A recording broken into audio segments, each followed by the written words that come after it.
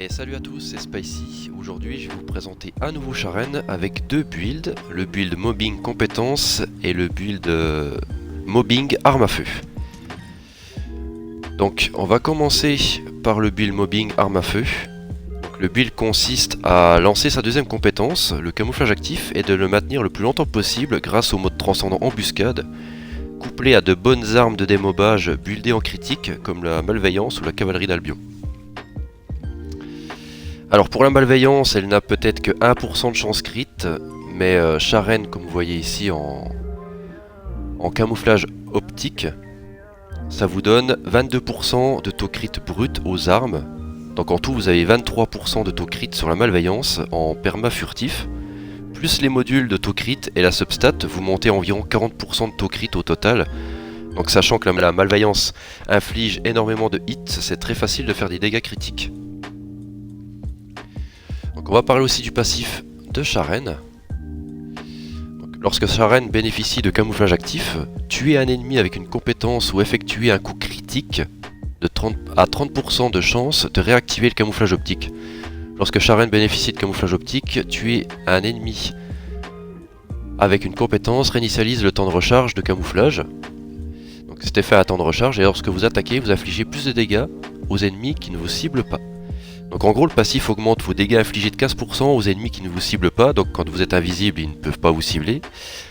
Le mode par contre réduit beaucoup la durée du camouflage actif, mais en contrepartie pendant le camouflage actif vous avez 30% de chance de réinitialiser la durée du camouflage si vous effectuez un coup critique avec vos compétences ou vos armes à feu, ce qui permet d'être en permanence invisible.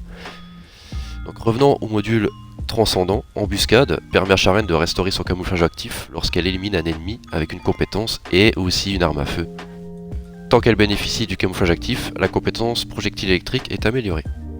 Donc au niveau du build, il faut un maximum de cooldown avec les 4 modules Doigt l'Est, conversion de PM, électricité focalisée et fusion focalisée. Donc vous n'avez pas besoin de les monter, hein, c'est juste les 6,1% de temps de recharge des compétences qui sont utiles ici.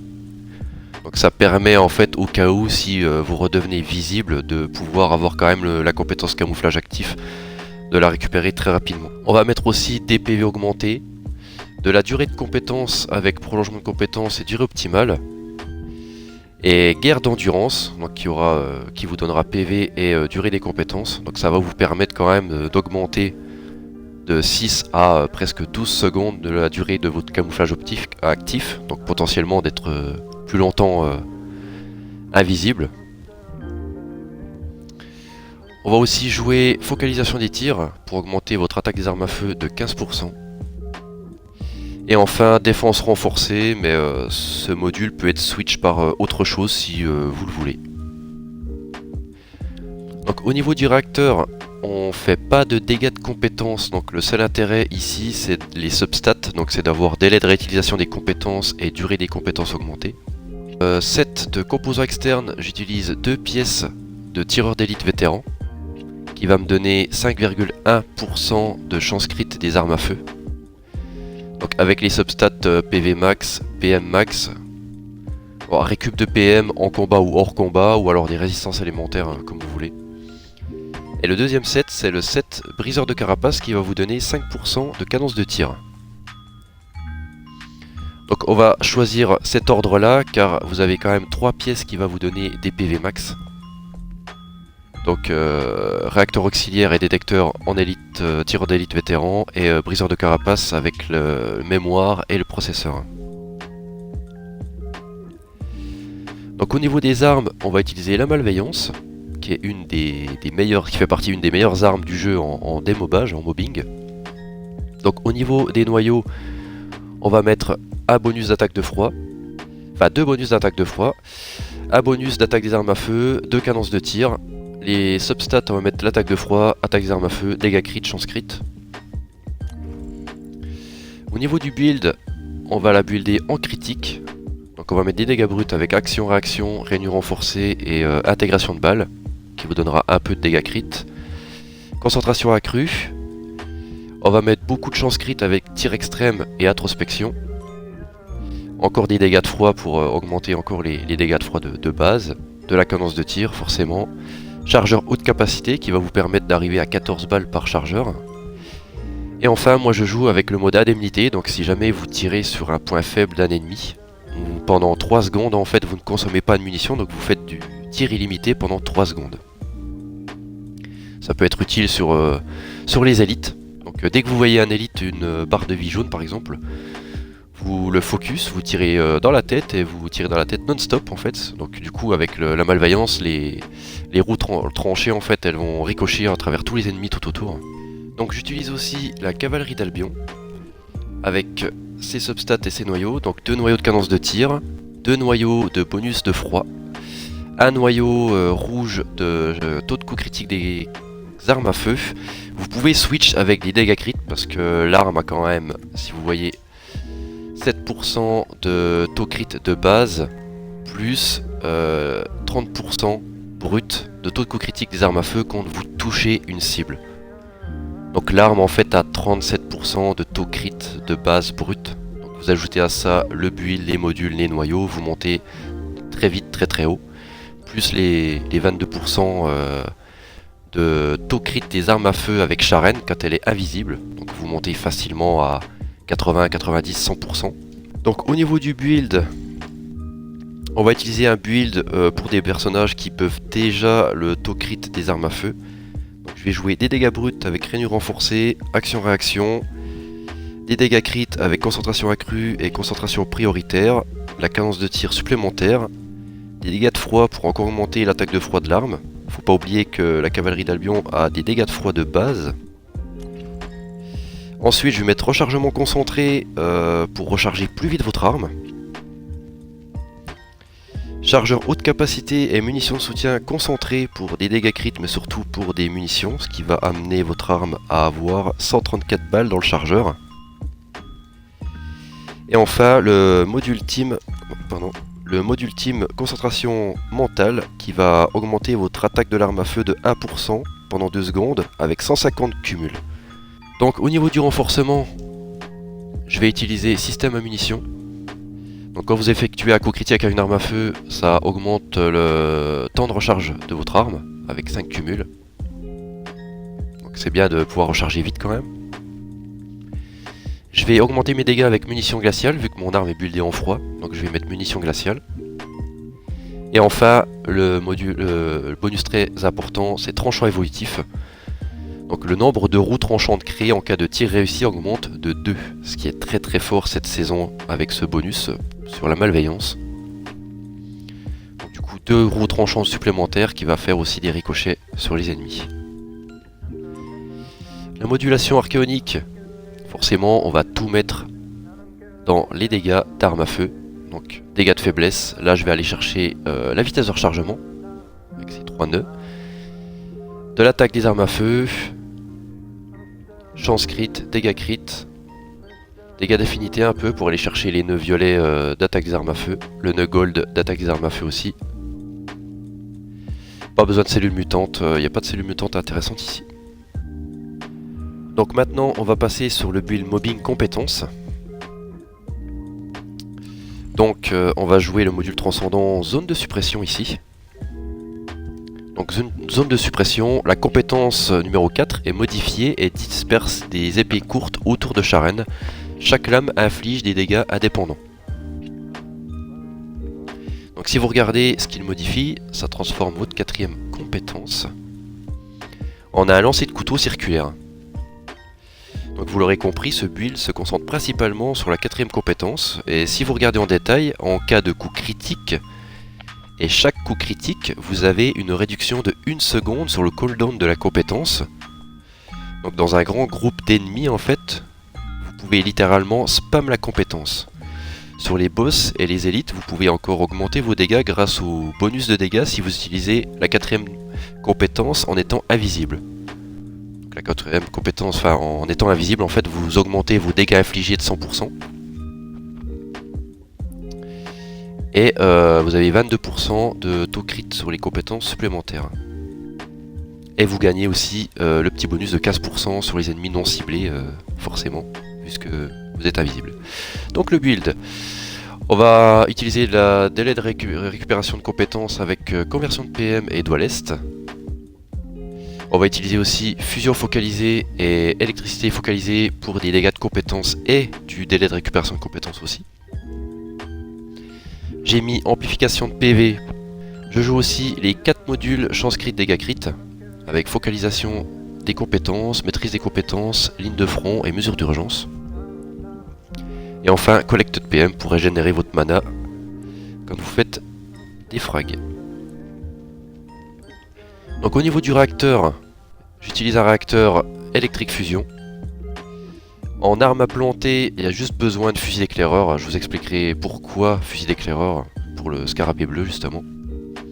Donc alors là en fait, sur le réacteur, au niveau des substats, 2 solutions s'offrent à vous. Donc soit vous jouez full puissance avec dégâts critiques et boost de puissance des compétences fusion, principalement si vous jouez en solo ou dans un groupe qui n'a pas d'autres personnages de démobage comme Inès ou Frena par exemple. Donc vous pourrez compter sur la régénération du cooldown de la 4ème compétence comme je l'ai expliqué tout à l'heure.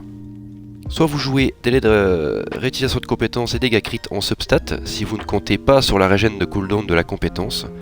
Donc je dirais que ce réacteur là en fait serait mieux dans un groupe avec des autres joueurs qui ont des personnages très forts en démobage comme Inès, ou si par confort vous préférez un minimum de cooldown si vous loupez vos dégâts crits ou si les ennemis sont tués avant que vous ne les touchiez par les autres joueurs en fait.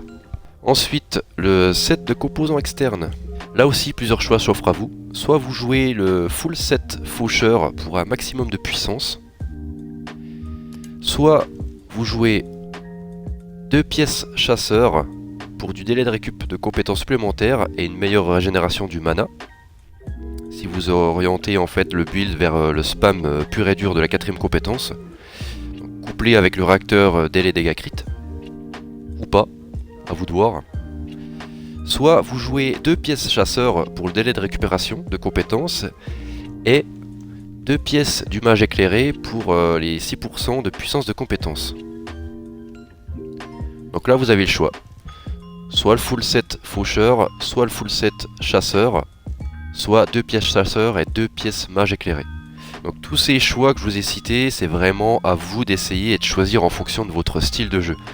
Donc si vous jouez principalement en solo ou en groupe, si vous voulez frapper fort ou spam votre compétence sans vouloir vous soucier du délai de récup qu'il y a sur la compétence là, de 1 seconde. Donc par exemple si vous voulez jouer la toupie non-stop, vous prenez un réacteur délai dégâts crit avec le full set chasseur. Donc vous ferez moins de dégâts mais vous pourrez spam votre compétence. Donc c'est vraiment à vous de voir. Il y a vraiment plusieurs variantes sur le réacteur et les composants externes.